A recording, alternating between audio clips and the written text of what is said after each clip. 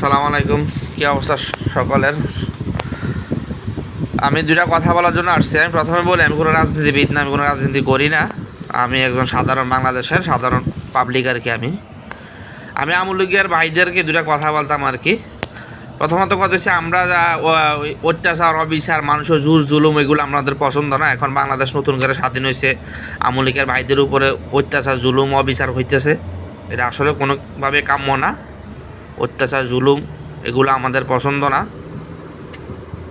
তবে আমি দুইটা প্রশ্ন করতে চাই। ছাত্রলীগ ভাই বলেন, আওয়ামী লীগের ভাইয়েরা বলেন, আমার দুইটা প্রশ্ন আপনারা উত্তর দিন।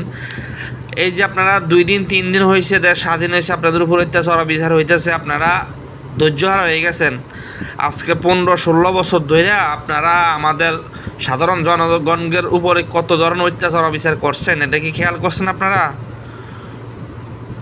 আমরা আজকে 15-16 বছর ধরে আপনাদের অত্যাচার অবিচার সহ্য করে রয়েছি, কিন্তু আপনারা একবার ভাবেন নাই, এখন যখন আপনাদের উপরে পড়ছে অত্যাচার অবিচার মানুষ করতেছে, সাধারণ মানুষ বলেন, রাজনীতিবিদরা বলেন, সবাই মিলে যখন আপনাদের উপর অত্যাচার অবিচার করতেছে, এখন আপনাদের চোখ খুলছে নাকি?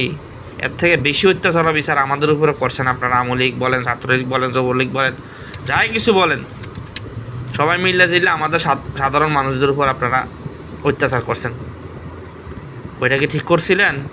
আপনাদের নিজেদের বিভাগে প্রশ্ন করেন যে তখন কি আপনারা ঠিক করছেন? এগুলোকে তখন ঠিক করছেন? আল্লাহর জমিনে অত্যাচার অবিচারকারী আল্লাহ তাআলা জীবনে ছাড় দেয় না, ছাড় দিব না।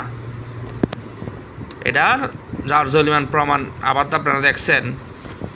এখন যে ক্ষমতাতে আসক, আমরা আওয়ামী লীগ চিনি না, বিএনপি চিনি না, জামাত চিনি না, যে ক্ষমতাতে আসক লুটপাট না করে সাধারণ মানুষের উপরে, এটা আমাদের আশা নলে ওই এরকম